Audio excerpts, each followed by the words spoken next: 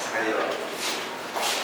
So ngayon, ang kuha nyo dyan, pag selection nyo ngayon yung buhok nito, titignan natin accuracy saka yung specific line dapat tama.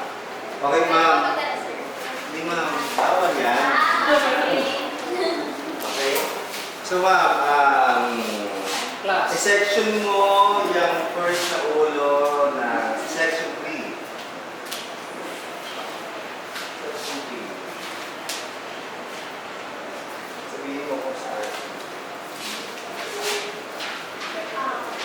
So, yes, happy mo siya.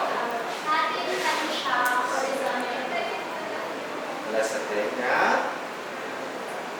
Hanggang sa kabilang tenga. Tapos, natin ulit natin siya na dito, mula sa dito. Bato. May back yan. Tapos, natin natin yung vertically.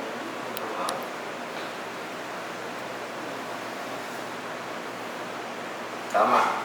Correct. Ako, sir, section 1. Section 1. Hati mo siya lengthwise. Okay. At, okay, very good. Ang section 1, hatiin ang buhok mula sa itaas, pababa hanggang sa bato. Sundan sa gitna ng ilong para sa paghahati.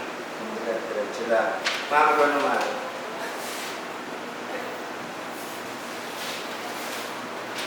Tama to. Section 4. Una, hahatiin siya mula sa baon hanggang sa bato. Pangalawa, yung sa bato horizontally. Correct. Pangatlo, yung sa tenga, papunta sa kabilang tenga, horizontally. And then, another horizontal na hati dito sa may bandang tok-tok. Oh, very good. Ma'am, section 2.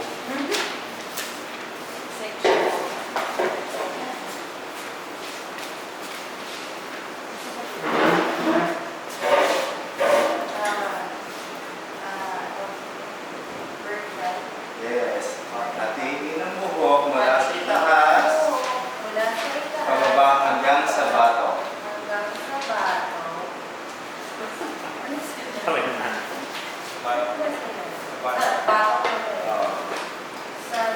bato, mula sa bato. Okay lang.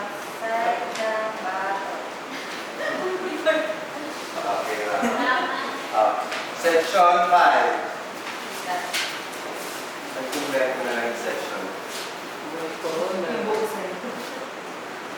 Section 5 lang, pakinalin na lang yung pinakaw yung section.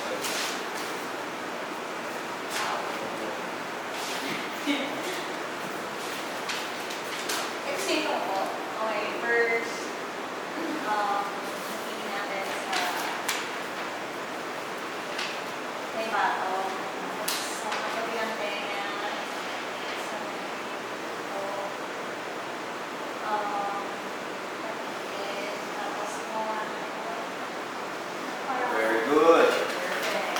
So, next one, for the assignment, ang assignment natin ay you have to make a compilation by you have to make a compilation or album with different types of haircut cut out from the magazines with label. Ibig sabihin, para malaman kung ginagawa talaga kayo, ipili kayo sa mga magazine ng mga picture artista or kuhan. Lagyan niyo siguro mga sampulan, lagyan niyo sa isang folder, and then cut out lang, lagyan ng label. And then after that, saka natin magkakaroon tayo ng demo about